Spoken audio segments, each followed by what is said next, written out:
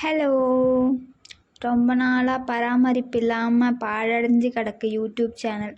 சரி, அதில் ஏதாச்சும் வீடியோ போடலான்னு பார்க்கும்போது என்ன வீடியோ போடுறதுன்னு கண்டென்ட்டே இல்லை. சரி, அம்மாவும் அடிக்கடி திட்டுறாங்க, இவ்வளோ வயசாச்சு இன்னும் உனக்கு குக்கிங் தெரியலன்னு.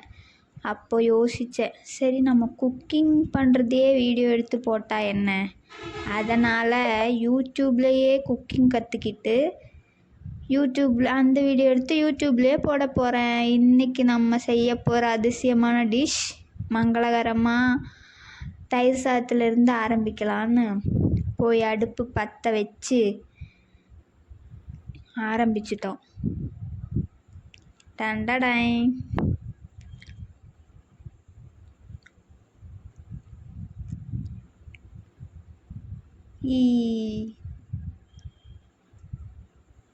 வெடிச்சிடாமல் பார்த்துக்கணும் கடவுளே அப்படின்னு சொல்லிட்டு எண்ணெயை ஊற்றிட்டு, என்னடா இது வெடிக்குது, எண்ணெய் ஊற்றுனா இப்படி வெடிக்குது, நல்ல வேலை ஃபேஸுக்கு ஒன்றும் ஆகலை.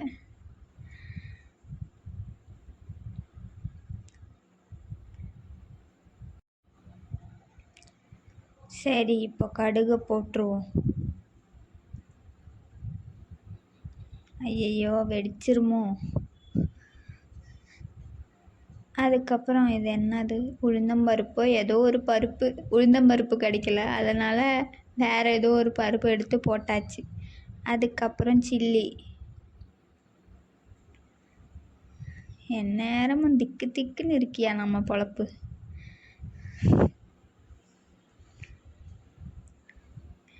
என்னையா இது இப்படி வெடிக்குது.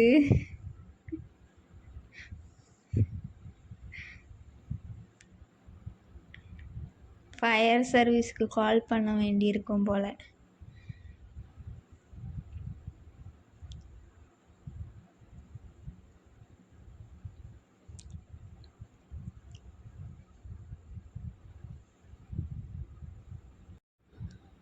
போதும், அடுப்பை ஆஃப் பண்ணிடுவோம்.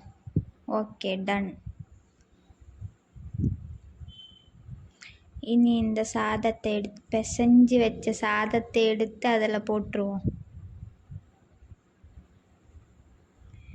குக்கிங் ரொம்ப ஈஸியாக இருக்கிறது.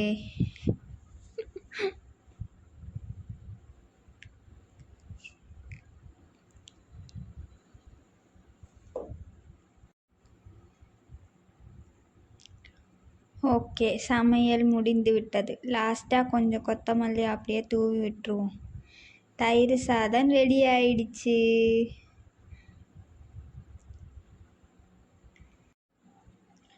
Okay, super. தயிர் சாதம் ரெடி. பார்க்க நல்லா தான் இருக்குது. நெக்ஸ்ட் ஐட்டம் வெரைட்டியான ஒரு ஐட்டம், காலிஃப்ளவர் 65. அடுப்பு பற்ற வச்சு சட்டியை வச்சு இது வெடிச்சிடாமல் பார்த்துக்கணும்.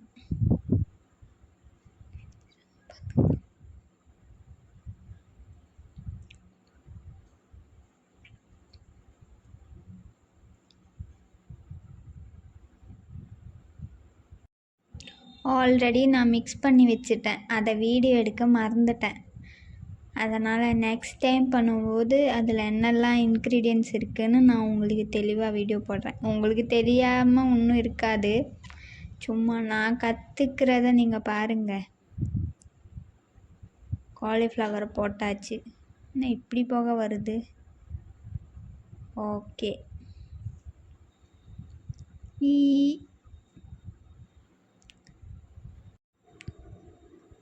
வாவ், கலர்ஃபுல்லாக இருக்குல்ல.